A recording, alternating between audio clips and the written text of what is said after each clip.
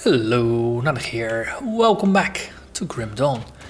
We are playing with the Ashes of Malmouth expansion as a Necromancer. Today, I'm gonna head into the Tomb of the Archon. Because our buddies over at the Order of Death's Vigil really would like us to go in here and kick the ant hive a little bit. And most importantly, they want some of the ashes of the Archon himself to be retrieved for some kind of wonderful necromantic ritual.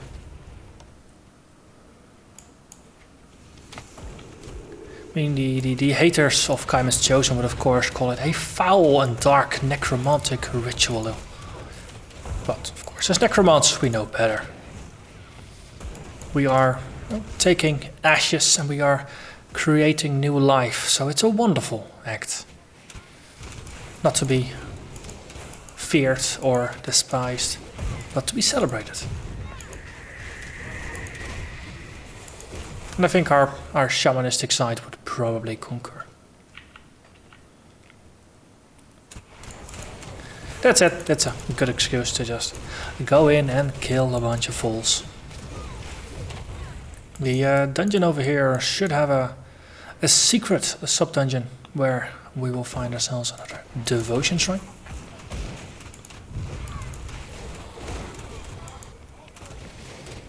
So that is always nice. More devotions the better. We're making pretty decent progress towards Ratosh, which is going to be the destination, at least the short-term destination for this build. Once we have that one, we'll have to well, then it's just mostly of like, okay, what are we gonna do with the point that we find after this? And it's no longer really working towards a specific clear goal, but it's more like, picking up some efficient star signs, some defensive constellations, things like that. But Ratosh is gonna be very nice and aggressive. But before that, we do have to pick up the Bat and Pismiel's bonds. So I did have a quick look over at my notes, which I mentioned last time. I wasn't quite sure what to go for, but it's both the Bat and Pismiel's bonds. And after that, we should have enough points to pick up a Ratosh. I think in between, as a temporary measure, we do have to pick up a couple of starter nodes, maybe refund some starter nodes, just shuffle things around a little bit. Well, that's basically how devotions work. It's one big puzzle. Oh.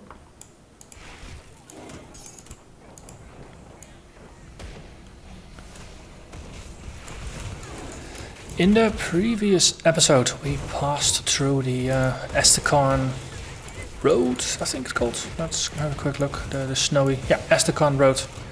And we did tag the desecrated shrine in the at the end of the road, but somewhere in the middle of the road there is another shrine, but it is locked behind the rover's honored status. Right now we are so far away from it that there's no sane amount of grinding that could get us access to that quest for now. But I suspect maybe by the time we finish the new content that was added in the Ashes of Malmouth expansion, or maybe even once we make it to elite difficulty, once we have the enough reputation, we can actually go back here to veteran mode or to normal difficulty, whatever you want to call it, and then complete the quest. Nonetheless, just to get some more devotion points, because it is a nice quest chain. Because now we have to go to the Blood Grove and go into the Blood Grove, go into the portal there to pick up a piece of the spirit of Mogdrogan, I think, and then in the Plains of Strife, which is after Fort Icon, there is another similar rift that also has another piece of the puzzle just lying about there. But the thing is, you don't see the pieces of the puzzle unless you have the quest, so going in earlier than that doesn't really help you all that much. I saw some Necromancer's Kaiman's Chosen medals. Let's have a quick look. +1 to Reaping Strike.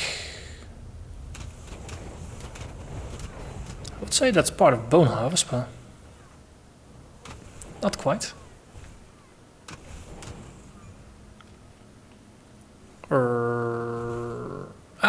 Over here. Reaping Strike. That's the proc for our normal attacks. 32% chaos resistance is quite a bit more than what we currently have on our menacing ribbon of readiness.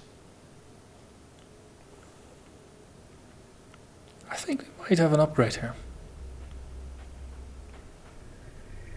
Because there's not a lot to be won otherwise.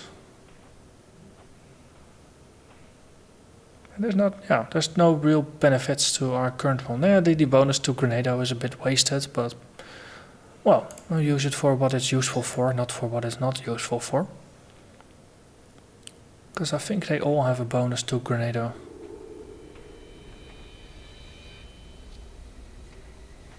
Ooh, Ether and Chaos Resistance, that's even better.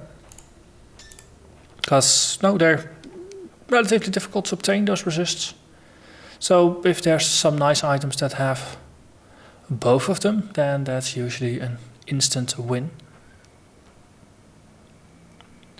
Okay, cool. And this one is even equipable, because this is level 50. That's a little advanced for us. 7 more levels. By that time, probably going to be outdated. But this one though, double resists. Currently we're getting some vitality resistance and a little bit of damage bonus and some energy absorption. I'm actually feeling pretty secure in just replacing it in place without having even the soul shard there as an upgrade component. We'll swap that out in town later. Let a little distraction out of the way. Let's move on.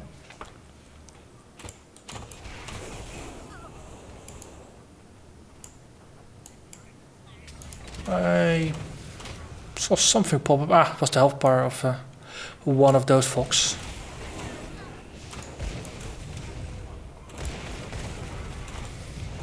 So the when I got totem, we can use it offensively.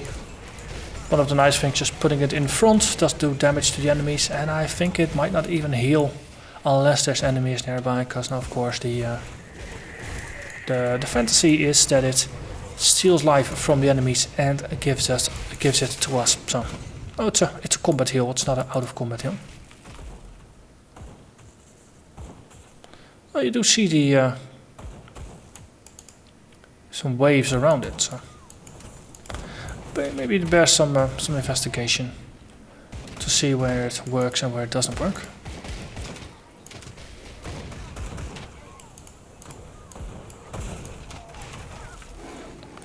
Bit of lore.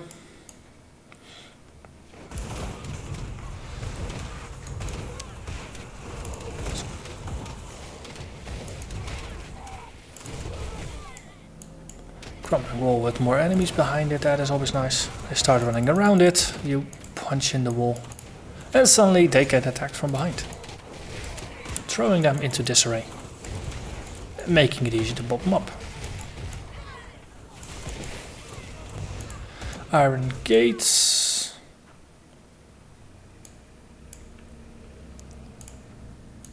And they were... Come on, be clickable. Yes, wonderful. Then we can punch through here, and then this is where the secret dungeon lies. Just a large circular map, mostly. Which has a desecration shrine and a boss fight near the ending. And, well, that is good enough for me. Bunch of ghouls, there are some ghouls that have lifesteal, so it is having some life resistance, or life leech resistance is useful in locations like these. It's not universally useful. But places like these is where it is useful. And nah, not enough dynamite. You know what? I think we might actually have quite a bunch of crafting stuff. Oh! This is a very nice double check actually. Cause well, one of the things I was wondering about, will you use materials from the shared stash? Got something you need stashed? And in this case, there's 57 sticks of dynamite in here. And there's... Of course, down there I didn't have enough. So you do need to carry some dynamite along with you. Probably also a skeleton key if you're gonna go do some dungeons where those are gonna be required. But oh, I think out of these, dynamite's the only one that is really used for... oh, actually as an entrance into something. All the other things are just crafting components. That's alright. Let's see, do I happen to have an ether shard here? A soul shard. Keep calling them by the wrong name. No. Okay. So in this case, no, they are pretty nice. They boost our vitality damage by a little bit. They got some energy absorbed enemy spells, vitality resist, energy shield, or energy leech resistance. But there's quite a lot of things in here too. Like, so let's go with that. I'll keep Cool. an eye on this. Situations like these where you used a portal to go from a dungeon to town, don't make the mistake of hitting your portal from the vendor so you can portal back, because it will replace the portal downstairs. And now we can open the treasure trove. Was it worth it? Oh, we got a blood of Cotton and we got an ancient armor plate and a bunch of money. I'd say this was worth it. Okay, so close yet so far. The minions are slightly distracted here. Good thing is we did pull them in, so they're gonna take the very long trip around here.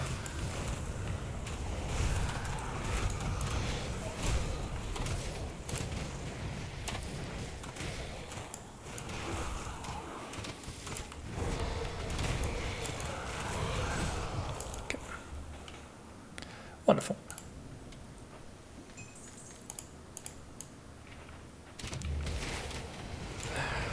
Silly ghosts, they keep popping up behind you. It's nice as an ambushing tactic.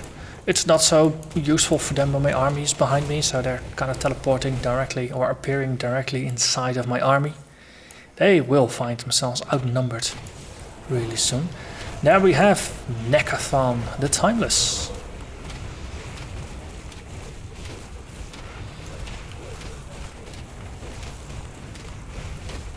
And he's gone.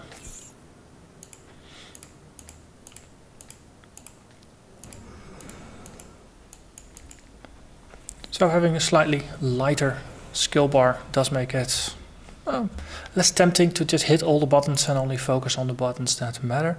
Have to sacrifice an ancient heart here, and of course this one comes directly from the shared stash, so that bit works as expected.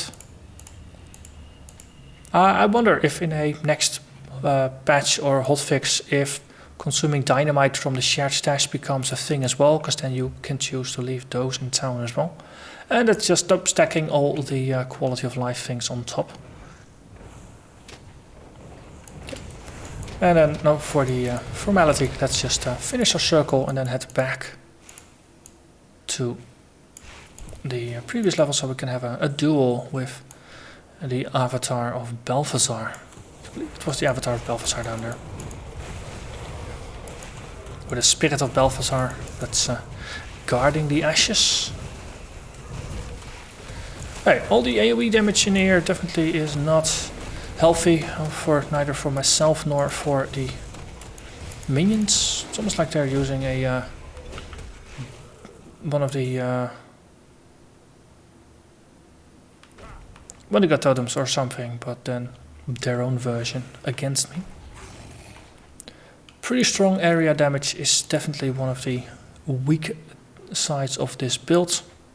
On the other hand, recasting minions is relatively cheap. Though for your skeletons you do need to cast the spell 3 times at this point to get a full army, so it takes a while, because you do have to wait 2 times for the 10-second recharge to pass. So it's 20 seconds before you get all enemies or all your skeletons back. Oh, we touched the devotion shrine. Maybe I should spend the point as well. So Bonds of Bismiel is locked because we need more red, so then the bat is the next one. Bat comes with an activated ability that you can attach to, well, most of your skills actually, most of your active skills. You can even attach it to your skeletons, and as far as I understand, the life steal will then also affect the skeleton that caused the attack to trigger. So that's a nice, interesting detail.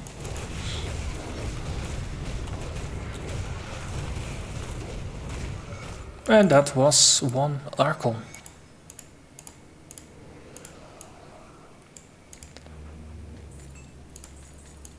Bye bye. Okay, nothing. Okay, there's one heroic chest. That's the kind of chest what you do it for.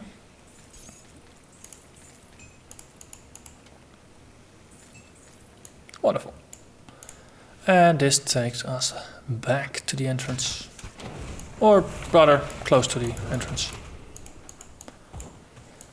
But we don't need to walk out since we did clear the area.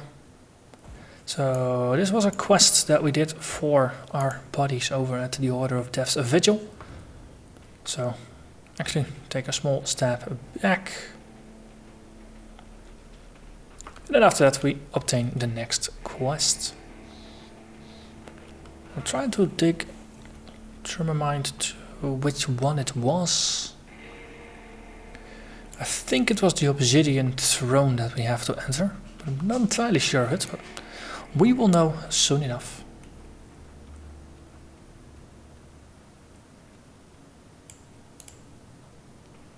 There we are. Okay, perform the ritual now. I will help in the ritual.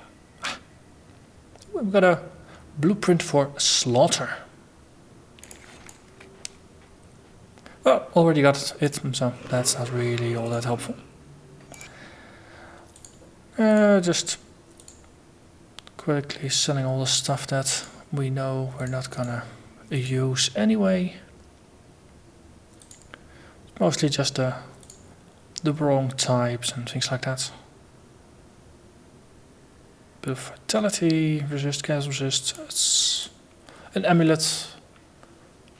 Might be an upgraded version of what we already have. All wrong elements. It's very nice when the elements are wrong, because then you can just sell it without having to really wonder whether items would have been useful or not. Well, we've got plenty of space now, so let's just simply move on.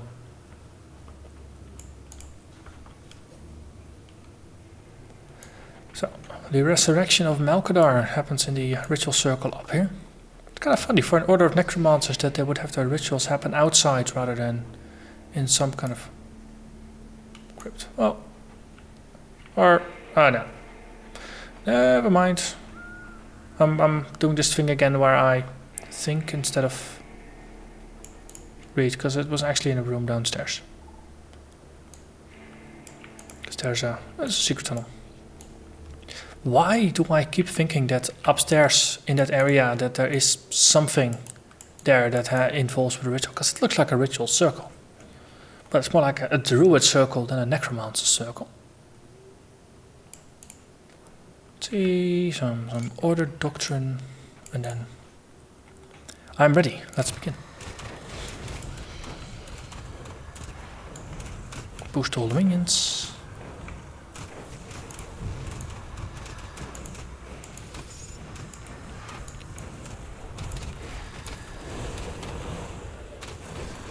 Wonderful.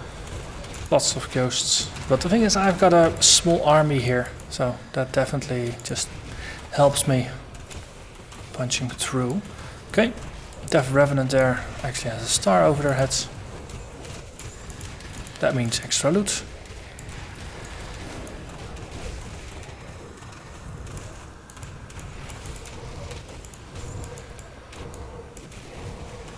Ooh, Noveria Stormfire. We lost one of our skeletons. But there is another hero downstairs. Tenebris. Also a very common enemy. And it looks like we are done, and there we have Malkadar. Hey, cool. Welcome back, Malkadar. And Malkadar is kind of dead and enslaved. But at least he's still dead, so you know, all the knowledge he has of the afterlife and stuff like that preserved. Let's see. Seeing the spectral shields that give a bonus to drain essence, increased area to drain essence, chance of affecting more enemies to drain essence, and reduced energy cost of drain essence.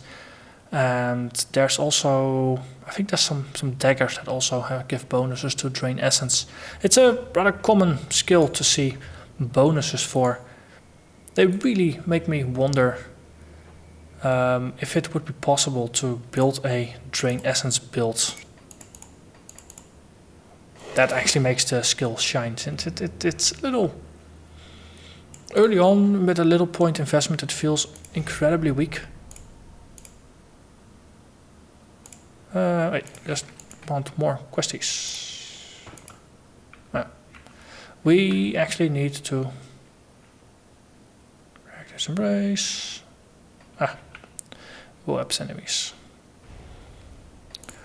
Okay, so basically we're at the point now where all the factions are, well, most of the factions at least, are just at respected, and we just need to grind through to honored.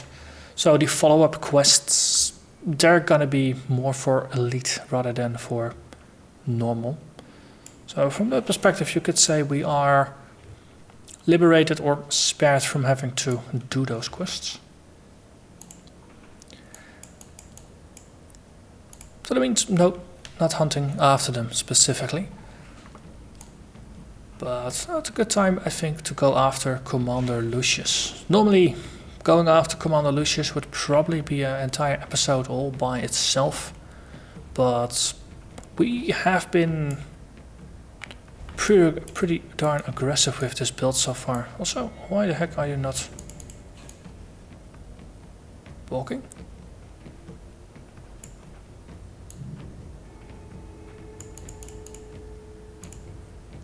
What is keeping me?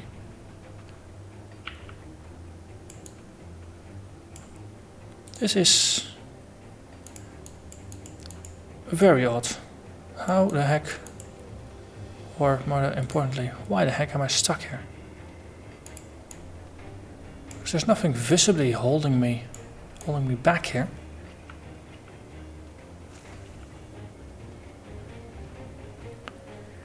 What is happening?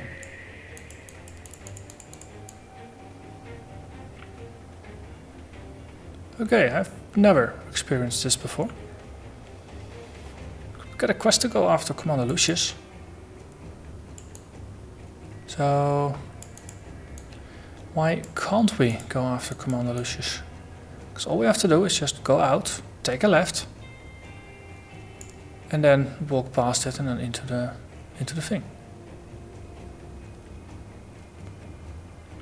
So is this a bug or something?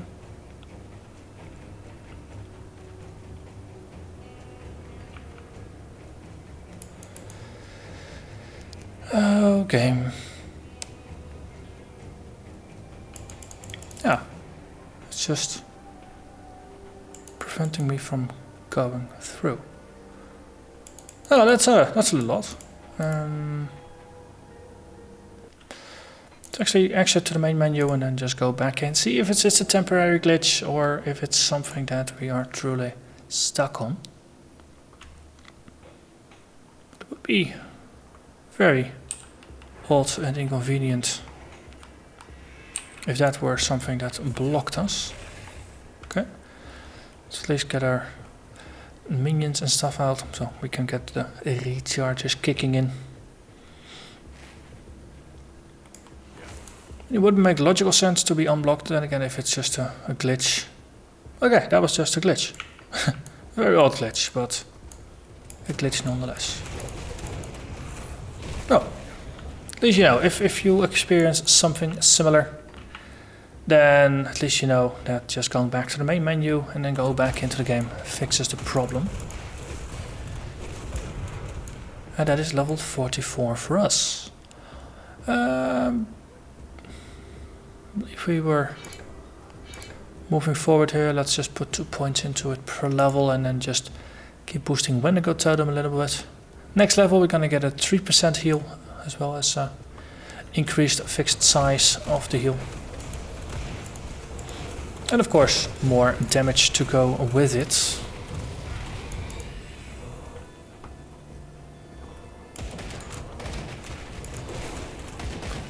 Well, especially the toughest fights in the game, it is nice if you have multiple means to recover life that you can stack if needed, or that you can just chain if needed, so you always have something that is boosting you.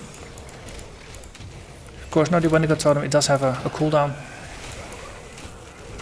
but it's also a pet, a totem, so if it gets damaged, it can get killed, and then of course it doesn't do anything.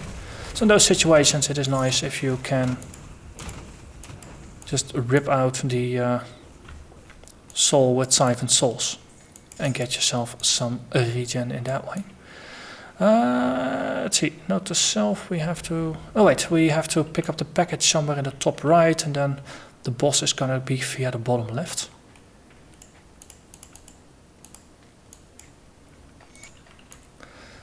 So let's do this. Ooh, they are so nicely bunched up there. It's just very inconvenient for them. Very convenient for me. Dynamite, that's always nice to have.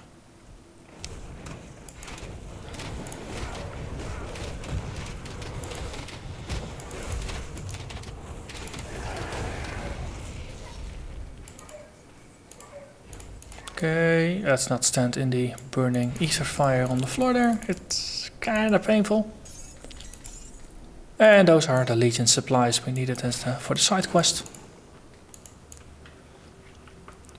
And Lucius is there, but the walk over there is a little bit longer than you would expect based on the geographical distance.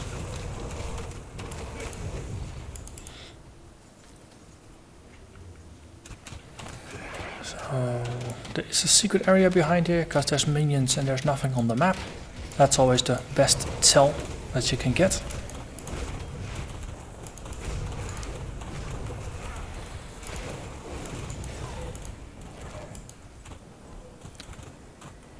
And let's see, there is the crumbling wall that gives us access into it. So just open up with the Wendigo Totem. For now I'm just gonna use the Wendigo Totem very aggressively. No, open up with it and then just walk after it. So that way, it damages the enemy, it heals me and the minions. And that's then you're using it for both offense and defense, and which is what it is meant for.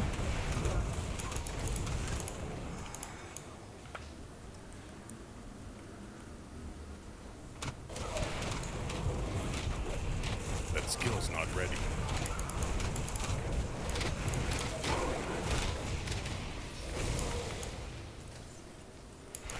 I am so curious to see how the Lucius fight is gonna go. Just because it is one really incredibly sturdy debugger who does a lot of damage. That's probably the more important bit. It does a lot of ether damage. Which, no, we're currently resisting ether at 64%, and I also have some ether resistance flasks here as well, which we can pop just before the fight itself. Let's actually just swap that one over, so it's easier to see/remember to apply it, because that's gonna max our ether resistance.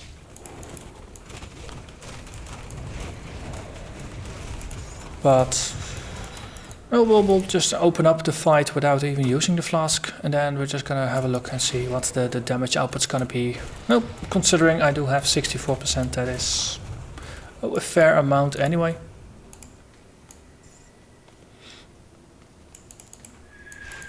And then if need be, we know how to bump the resist up. At least for, well, we'll put up a panic portal here in case something does go terribly awry. So now, Commander Lucius.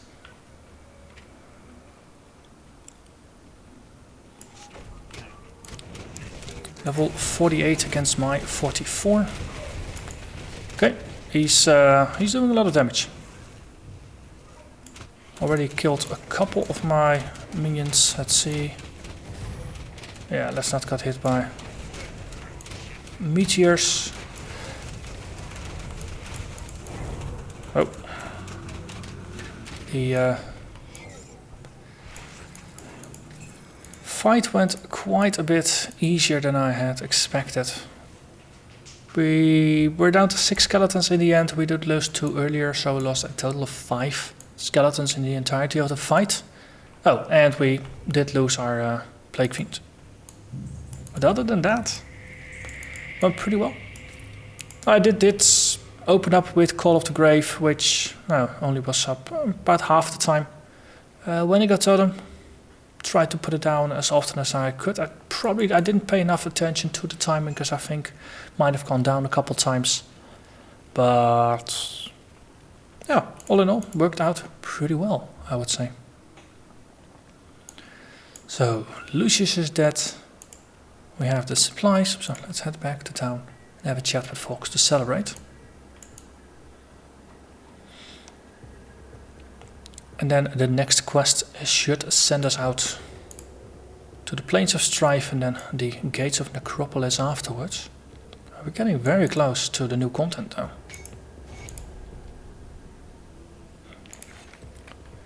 Okay. We still have to blow up the gates with the explosives. That's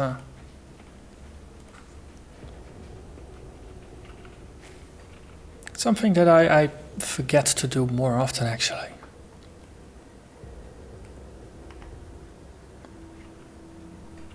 But it's not that difficult. Detonation site for big explosives.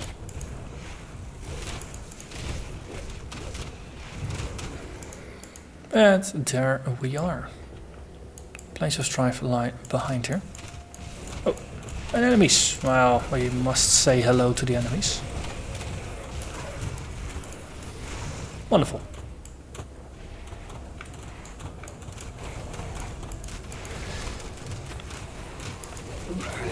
Okay.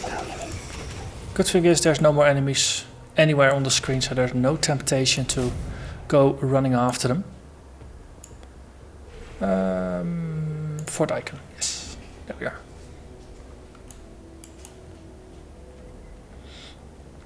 So, Plains of Strife, Obsidian Throne. We don't have a quest to go into the Obsidian Throne, so we can actually skip it, even though it's a fun area, but if there's no quest for it, then we might as well skip it for a bit. Because there's a lot of boss fights, but there is no Devotion Shrine down there. It's only the Shrine of Mogdrogan quest that should send us there.